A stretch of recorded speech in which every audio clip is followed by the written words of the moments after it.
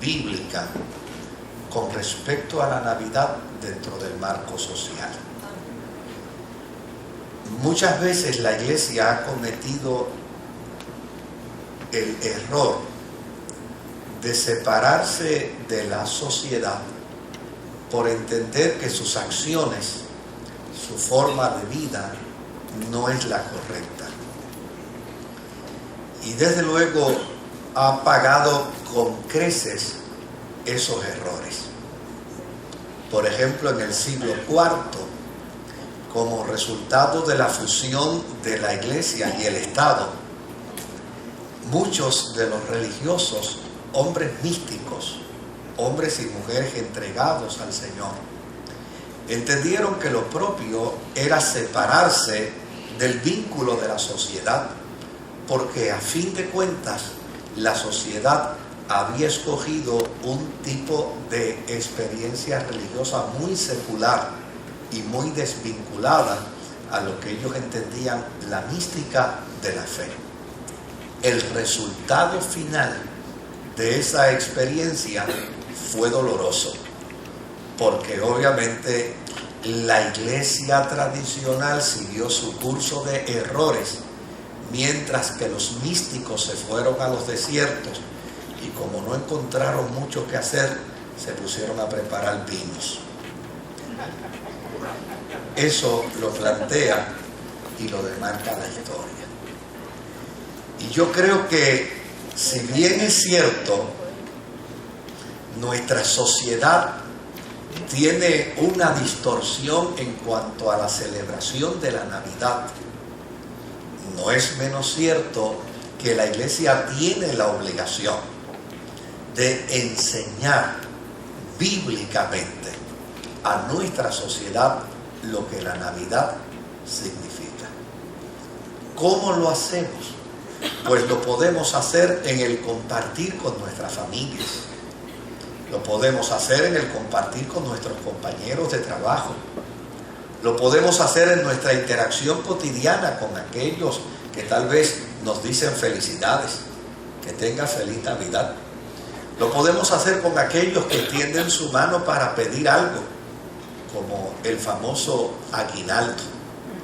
Lo podemos hacer precisamente invitando a la gente a la reflexión, porque muchos hablan sobre la fiesta de la Navidad, pero si le preguntáramos qué cosas trae a su mente a correlación el decir Navidad, probablemente nada de lo que viene a su mente es lo bíblico. Hay gente que si le dijéramos, dime qué significa para ti Navidad, diría lechón asado, arroz con dulce, pasteles, coquito y con plomo. Eso es lo que tienen dentro de sus psiquis. Esa es la información que ellos tienen con respecto a la festividad navideña. Y desde luego la Navidad es mucho más que eso. Por eso el compartir en la iglesia la experiencia de la celebración navideña no es pretender congraciarnos con el mundo en su sistema equivocado de celebración navideña. No, querido. La iglesia no está patrocinando el paganismo. La iglesia lo que está es pretendiendo que el hombre y la mujer secular que no conoce a Dios pueda entender por qué razón la cristiandad celebra la Navidad. Y para ello yo quisiera invitarlos a que veamos unos pasajes bíblicos. Mateo capítulo 2, versículo 1 y versículo 2.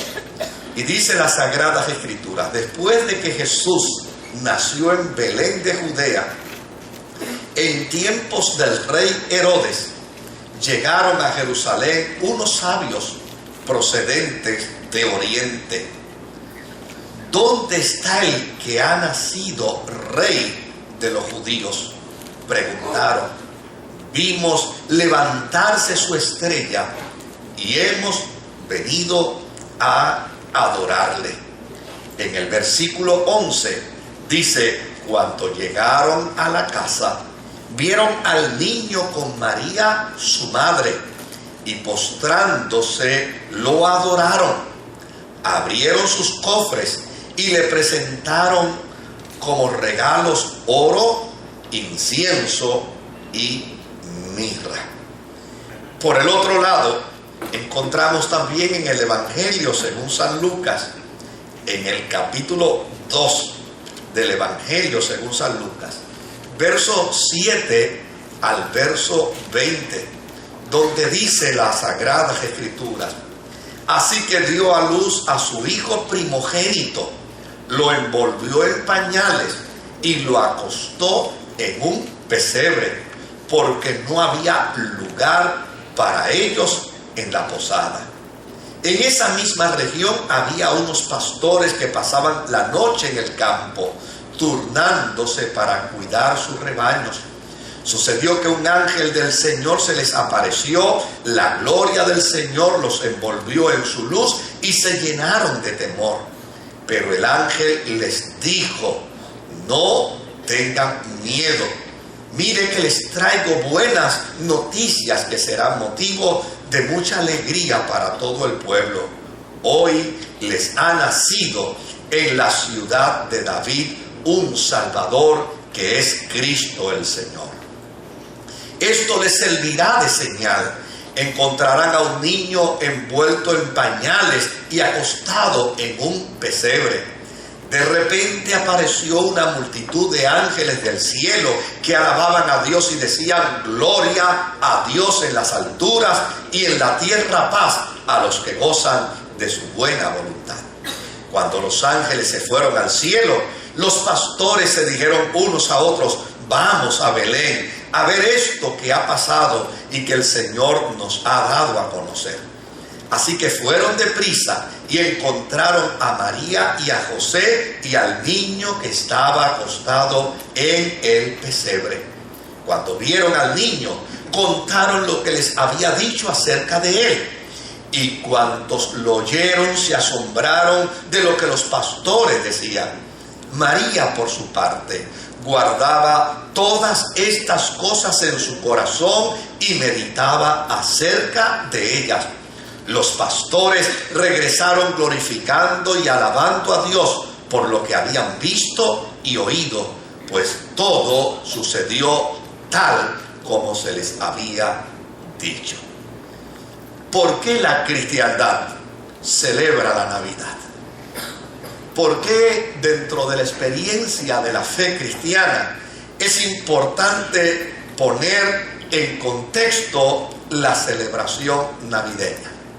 Número 1, celebramos la Navidad porque Cristo es el único Salvador que se anunció de Él miles de años antes de su nacimiento. Busque la historia de todos los supuestos redentores. Busque la historia de todos los supuestos señores. Busque la historia de todos los supuestos salvadores. Y de ellos se supo después que nacieron. Pero en el caso de nuestro Señor y de nuestro Salvador, de Él se anunció antes de su nacimiento. Y se anunció miles de años antes. ¿Por qué celebramos la Navidad? Celebramos la Navidad porque la Iglesia encontró más de 300 referencias de la venida del Mesías, muchas de ellas con precisión y todas ellas cumplidas. La celebración de la Navidad es precisamente como resultado de esa grata experiencia por parte de los discípulos y los seguidores de Jesús. Desde luego, en los primeros años de la historia de la cristiandad, muy poco se sabía del nacimiento de Jesús. Porque a fin de cuentas, los discípulos del Señor, los apóstoles y la cristiandad de los primeros días, llana y sencillamente estaban tan imbuidos en la experiencia de la resurrección de Jesús, que lo único que hacían era predicar de su resurrección, hablar de su resurrección, compartir de su resurrección. Pero hubo un momento donde entonces se necesitaba algo más que hablar de su resurrección. Se necesitaba probar que el resucitado era el Mesías de quien se había profetizado. Entonces la iglesia comenzó una gran tarea, la tarea de buscar a través de las Sagradas Escrituras el cumplimiento de las profecías antiguo testamentarias para probar que el resucitado era el Señor. Y desde luego, una de las cosas que los apóstoles y la iglesia de los primeros años descubrió de manera extraordinaria era precisamente esa palabra, esa expresión que hemos leído del capítulo 2 de Lucas. María guardaba en su corazón todas estas cosas.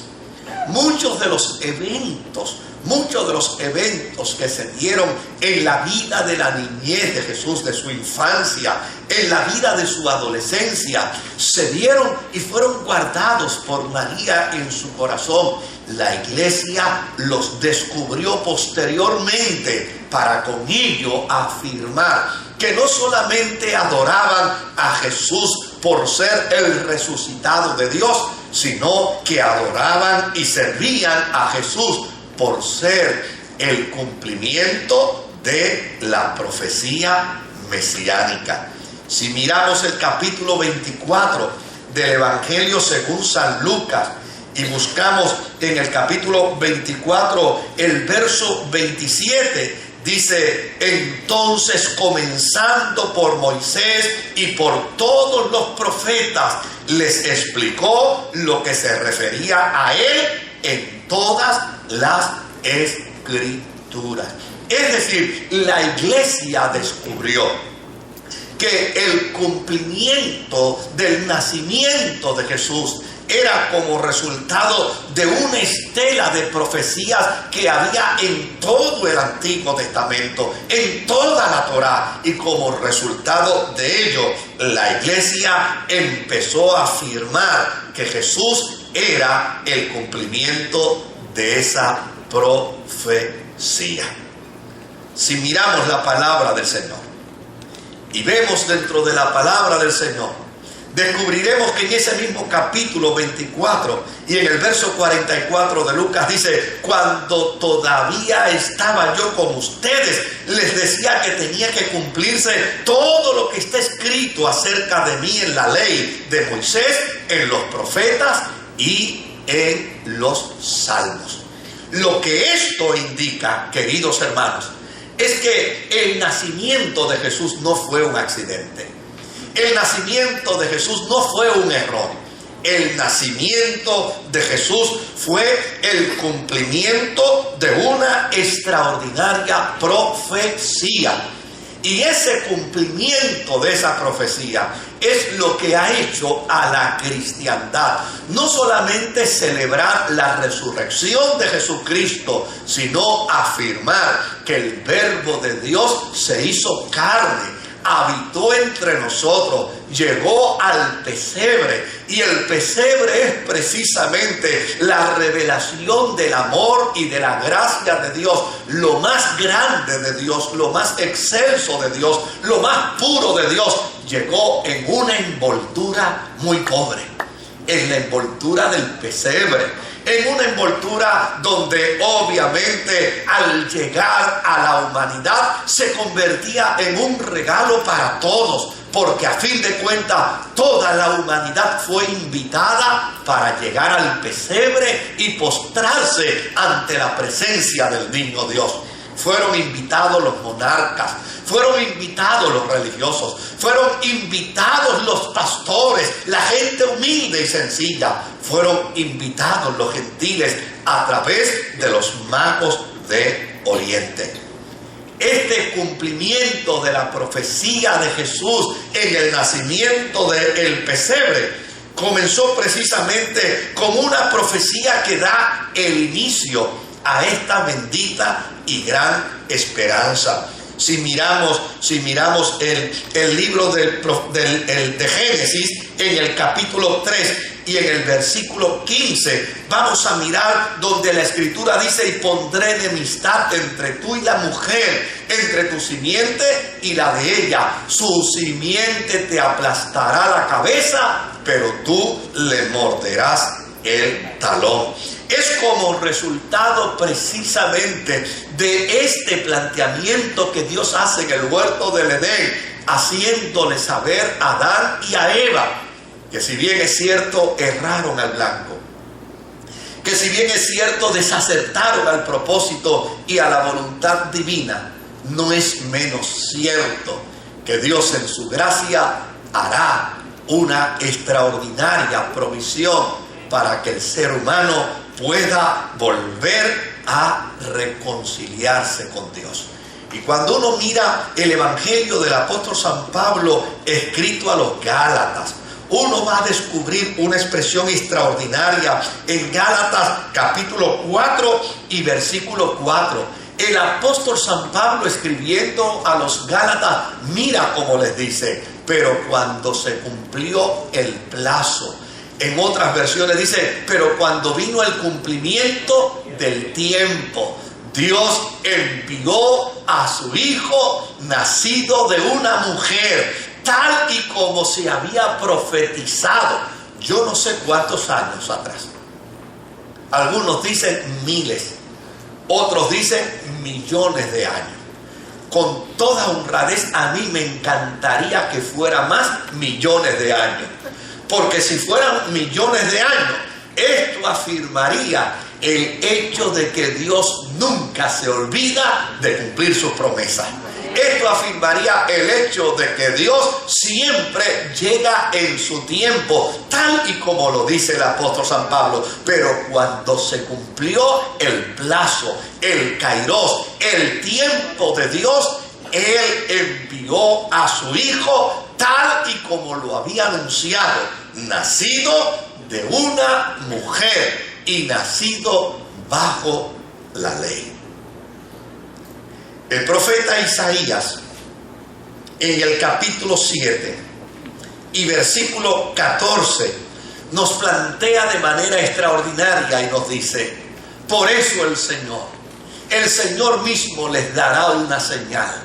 La joven concebirá y dará a luz un hijo y lo llamará Emmanuel, que traducido es: Dios está con nosotros. Fíjese el manejo que tuvo la iglesia primitiva. La forma y manera como la iglesia primitiva empezó a trabajar con esta extraordinaria verdad para afirmar que el que había resucitado de entre los muertos no solamente era la manifestación del poder de Dios mediante la resurrección, sino que ese mismo era también la manifestación del amor de Dios, haciendo que el Verbo se hiciera carne y habitara entre nosotros. Si usted está escuchándome con atención, probablemente esto no se lo dirá un aguinaldo, esto no se lo dirá un Seicho Riau, esto no se lo dirán allá en Guabate, no, esto no se lo dirá la destilería Serrayés. Esto lo plantea la Sagrada Escritura. Y desde luego, una de las cosas que más me preocupa a mí desde el punto de vista cristiano es que la gente celebra la Navidad como resultado de un impulso de placer. Y la iglesia no ha sido llamada para celebrar la Navidad como un impulso de placer. La iglesia ha sido llamada, como dice el profeta Isaías: súbete sobre un monte alto, oh anunciadora de Sión. La iglesia ha sido llamada para subir al monte de la sociedad y decirle a la sociedad: ese niño del pesebre es el Hijo de Dios, Ese niño del pesebre es la envoltura sencilla y simple del amor y de la gracia de Dios para que todo hombre y para que toda mujer pueda encontrar reconciliación con Dios a través de Jesucristo. Porque la Biblia dice con perfecta claridad que nadie irá al Padre. Por más sechorreado que cante, por más décimas que cante, por más bombillitas que ponga y por más árboles de Navidad que ponga en su casa, nadie irá al Padre si no reconoce al niño del pesebre como el Hijo de Dios que vino a reconciliar al mundo con el Padre. Esa gran realidad es la que nos plantea las Sagradas Escrituras. Y mire qué dato interesante. En el Salmo número 2 y en el versículo 7 dice: yo proclamaré el decreto del Señor.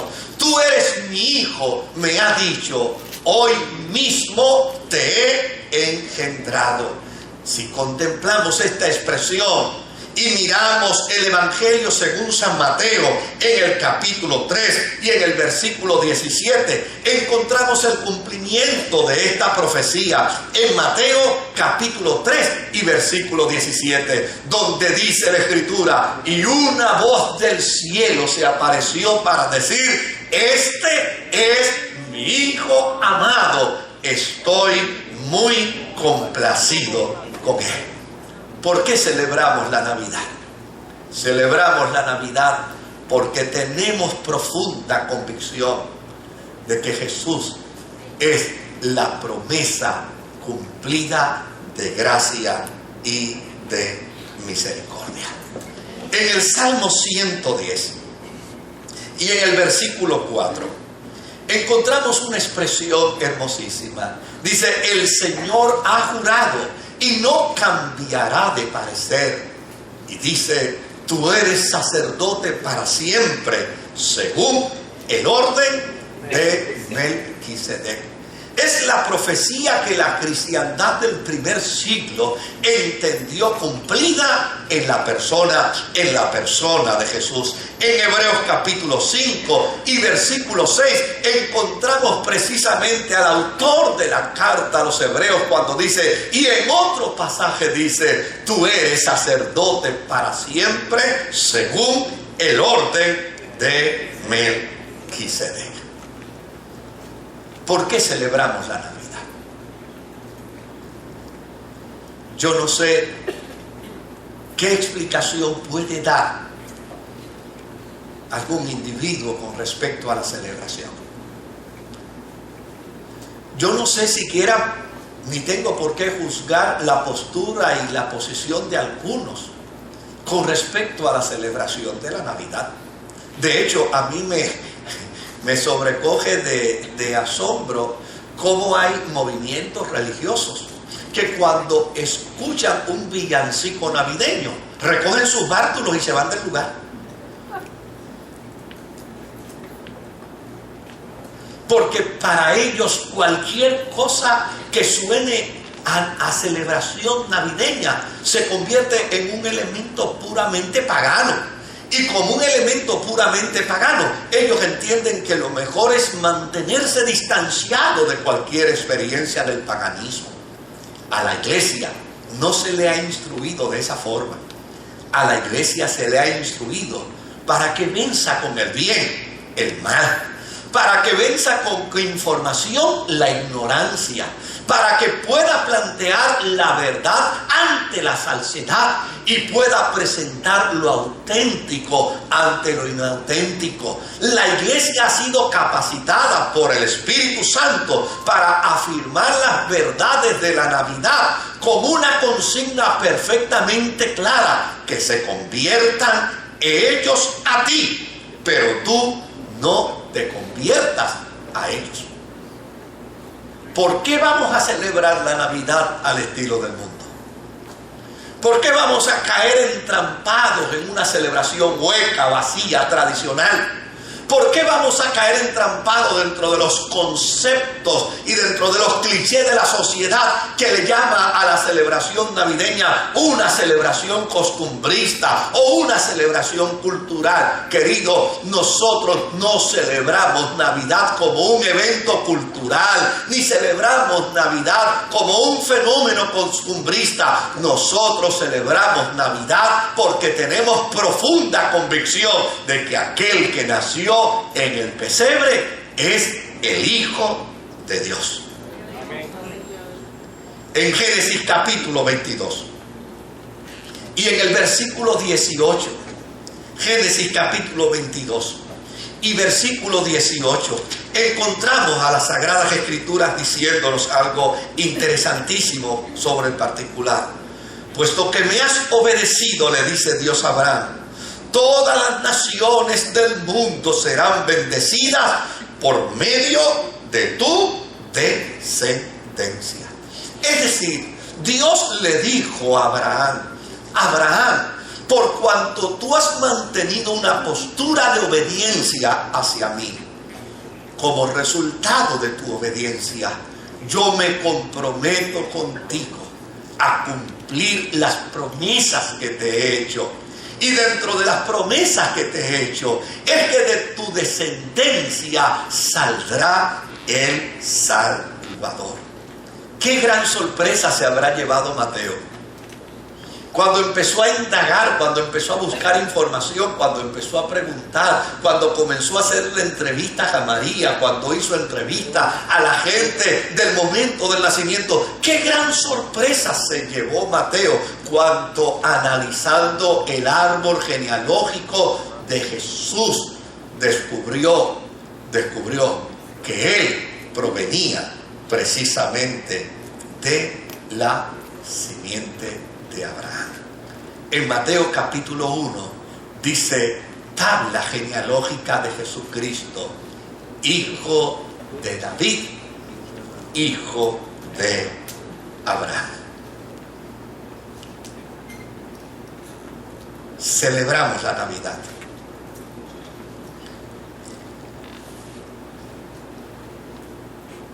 No porque estamos movidos, entusiasmados por un aspecto emocional. Celebramos la Navidad no porque nos ha llegado el bono. Celebramos la Navidad no porque los aires fríos nos anuncian que llegó la temporada. A fin de cuentas, querido, no tenemos siquiera evidencia si nació el 25 de diciembre. Yo hace unos años atrás yo hice una serie de ejercicios interesantísimos basados en un sinnúmero de teólogos muy prominentes, los cuales llegan a una conclusión que obviamente es para gente que pueda tener ese sentido de desafío del análisis crítico de las Escrituras. Pero una serie de teólogos que yo analicé y estudié, ¿sabe a qué conclusión llegaron? Llegaron a la conclusión de que con toda probabilidad Jesús nació un 29 de septiembre.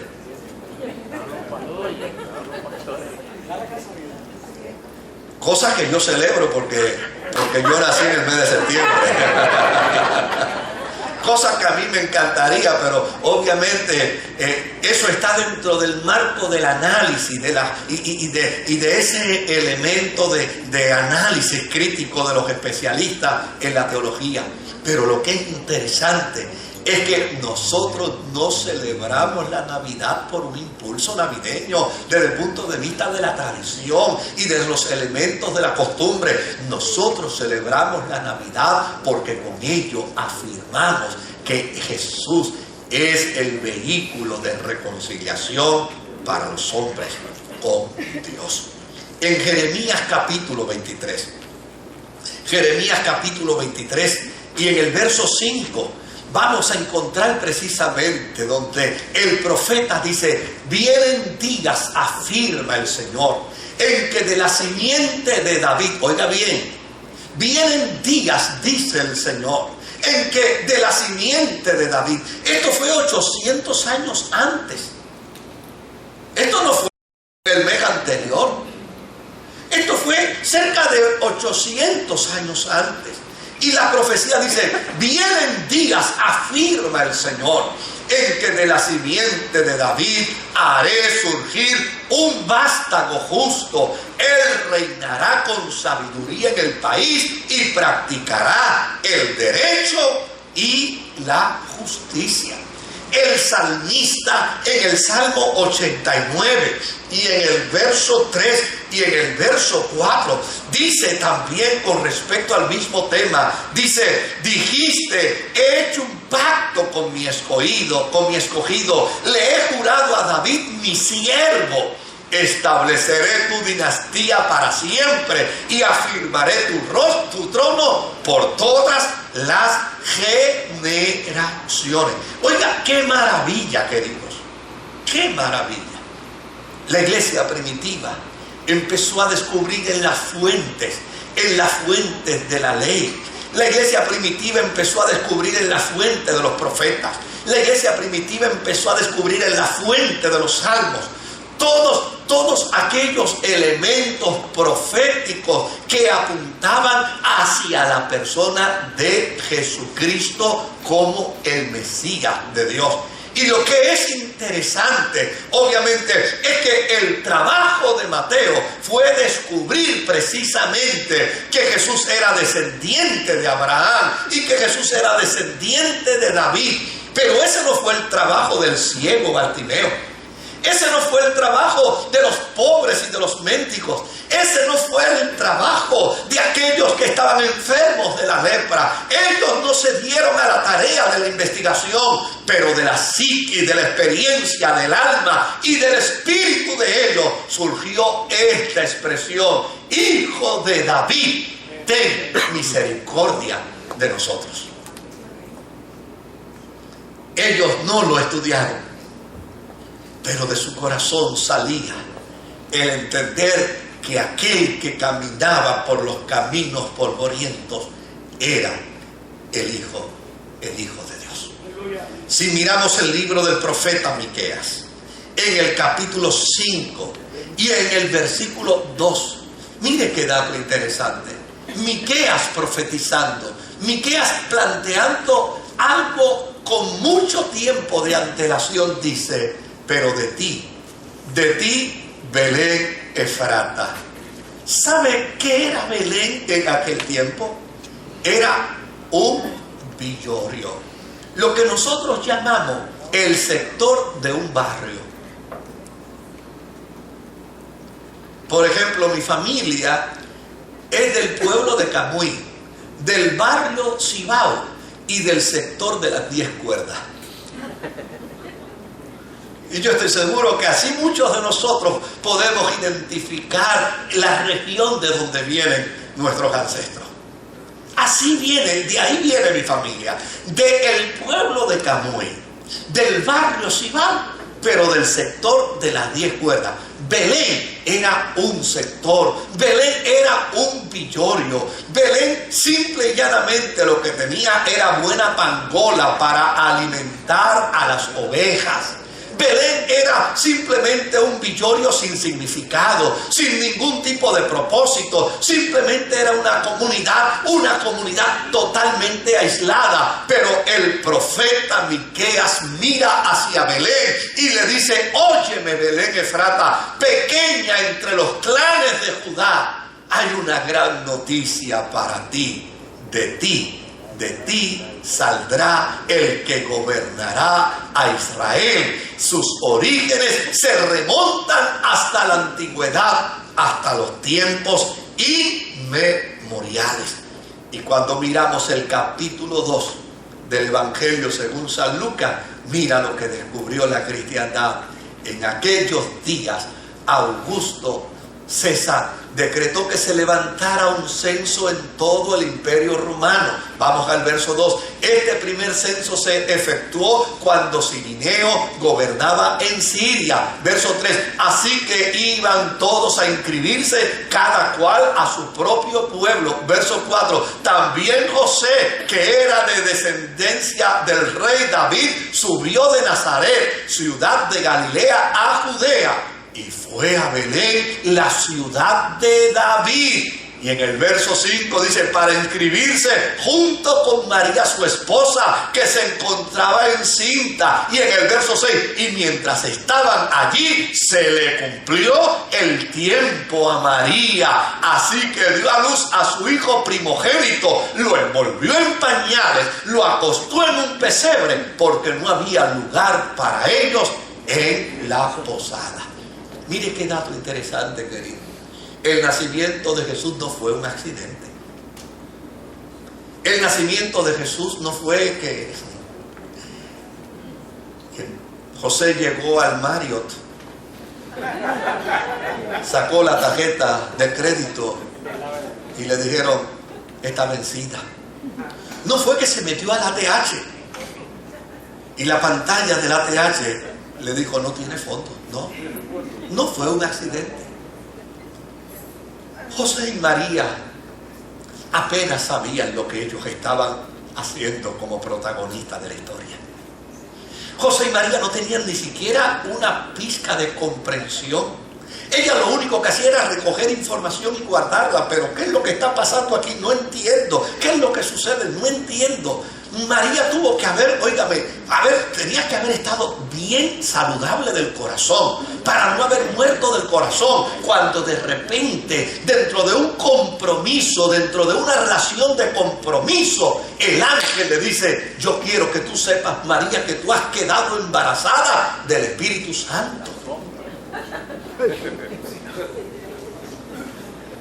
Y no se contó con José para esto. Ella tuvo que haber vivido una experiencia de crisis profunda. Porque obviamente no se trataba meramente de una información. Se trataba de su propia vida. Se trataba de que si José en aquel momento declaraba que María estaba embarazada y no era de él, ella podía morir apedreada. Pero ¿sabe lo que dice la Escritura? Que en medio de aquella experiencia agónica, incomprensible totalmente para María, ella levantó sus manos al cielo para decirle a Dios, yo soy la sierva del Señor, hágase en mí como Él quiera. Qué gran mensaje nos presenta la Navidad para hacerle saber al hombre y a la mujer del siglo XXI que cuando celebramos la Navidad con conciencia, le estamos diciendo al Señor, hágase en mí tu santa voluntad. En Isaías capítulo 35, en el versículo 5 y en el versículo 6, Isaías 35, versículo 5 y versículo 6, dice, se abrirán entonces los ojos de los ciegos, se destaparán los oídos de los sordos, saltará el cojo como un ciervo y gritará de alegría la lengua del mudo, porque aguas brotarán en el desierto y torrentes en el sequedal. ¿Se acuerdan de aquel momento en que Juan el Bautista envió una nota a Jesús? Estando él precisamente en una ciudad, en la ciudad de Naín. ¿Se acuerdan cuando Juan el Bautista le mandó a preguntar, dime, ¿eres tú el que has de venir o tenemos que esperar a otro? ¿Y cuál fue la respuesta de Jesús? Vayan y díganle a Juan que los ciegos ven, que los mudos hablan, que los sordos oyen, que los muertos resucitan, y háganle saber que a los pobres les es anunciado el Evangelio. Una de las grandes maravillas que encontramos en las Sagradas Escrituras es precisamente que entre las profecías antiguo testamentarias se decía que el Mesías sería alguien que provocaría milagros a granel. Y tanto el Evangelio de Mateo, como el de Lucas, como el de Marcos, como el de Juan, dicen que si se fuera a narrar todos los milagros que Jesús hizo, las páginas de la Biblia no bastarían para contarlos todos. El niño del pesebre. no es razón para embriagarnos. El niño del pesebre no es razón para celebrar, como dice el jíbaro nuestro, a lo rum tum tum. ¿Se acuerda de esa expresión? No, querido. El niño del pesebre es una invitación para entender que allí Dios nos dio el mejor de los regalos. Y el mejor de los regalos vino en la envoltura más pobre, más simple. Pero fue un regalo para todos. Un regalo lleno de gracia. Un regalo lleno de verdad. Un regalo lleno de amor. Un regalo lleno de misericordia. Un regalo lleno de reconciliación. Si miramos el Salmo número 78 y versículo 2, mira cómo dice el Salmo 78 y versículo 2. Mis labios pronunciarán parábolas y evocarán misterios de antaño. Y mira qué interesante cuando uno mira el Salmo 78 y versículo 2 y lo compara y lo contrasta con Mateo capítulo 13 y versículo 34. Mira lo que dice la Escritura. Jesús le dijo a la multitud todas estas cosas en parábolas. Y sin emplear parábolas no les decía nada. La cristiandad tuvo que haber quedado maravillada en la persona de Jesús, en los actos de Jesús, en los dichos de Jesús. Allí estaba revelado todo el misterio de su encarnación. Y allí estaban todas las claves que demostrarían que el que nacía en el pesebre era el Hijo de Dios. Permítame mirar un par de versos más. Malaquías capítulo 3 y versículo 1. Malaquías capítulo 3 y versículo 1 dice: el Señor Todopoderoso responde: yo estoy por enviar a mi mensajero para que prepare el camino delante de mí. De pronto vendrá a su templo el Señor a quienes ustedes buscan. Vendrá el mensajero del pacto en quien ustedes se compadecen. Ageo en el capítulo 2, en el versículo 6 y en el versículo 7 también dice de la misma manera: porque así dice el Señor Todopoderoso, dentro de muy poco haré que se estremezcan los cielos y la tierra, el mar y la tierra firme. Haré temblar a todas las naciones, su riqueza llegarán aquí y allí, y así llenaré el esplendor de esta casa, dice el Señor Todopoderoso. Qué interesante que cuando se dio el fenómeno de la reconstrucción del templo de Jerusalén, los profetas, tanto Malaquías como Ageo, proclamaron que era necesario que el templo se reconstruyera, porque en el plan y en el propósito de Dios estaba que el Mesías pasara y estuviera en el templo. Lo que es extraordinario es que el Mesías llegó al templo, se cumplió la profecía, y en el año 70 el templo fue destruido para que nadie osara llegar y decir: yo soy el Mesías.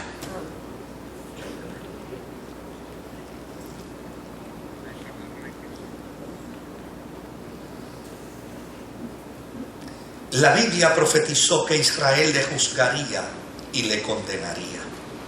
En Génesis capítulo 49, versículo 10 y versículo 11. Génesis 49, versículo 10 y versículo 11. Dice: el cetro no se apartará de Judá, ni de entre sus pies el bastón de mando, hasta que llegue el verdadero rey, quien merece la obediencia de los pueblos. Judá amarra su asno a la vid y la cría de su asno a la mejor cepa. Lava su ropa en vino, su manto en la sangre de las uvas. Note bien la metáfora que utiliza las Sagradas Escrituras para plantear que cuando el Mesías llegara, iba a ser juzgado por Israel, iba a ser condenado por Israel e iba a llegar al patíbulo por Israel. No podía ser de otra forma. La profecía se cumplió cuando Jesús fue arrestado por Israel, cuando Jesús fue condenado por Israel y cuando Jesús llegó al patíbulo por Israel. ¿Sabe qué es lo extraordinario, querido? Lo extraordinario es que en el año 11 después de Cristo, 11 años después, el Imperio Romano le quitó a Israel la capacidad para juzgar, le quitó la capacidad para condenar y le quitó la capacidad para llevar al patíbulo de muerte a cualquier persona. La profecía se cumplió al pie de la letra, como dice la Escritura, llegado el tiempo preciso, llegado el momento oportuno. El Salmo 118 y en el verso 22 dice la palabra del Señor. Salmo 118 y verso 22 dice la palabra del Señor. Verso 22, por favor. Dice las Sagradas Escrituras. Salmo 118 y verso 22. La piedra que desecharon los constructores ha llegado a ser la piedra angular. Esta es una profecía legendaria. Qué admirado estaba la cristiandad cuando en Primera de Pedro, capítulo 2 y versículo 7. Primera de Pedro, capítulo 2 y versículo 7.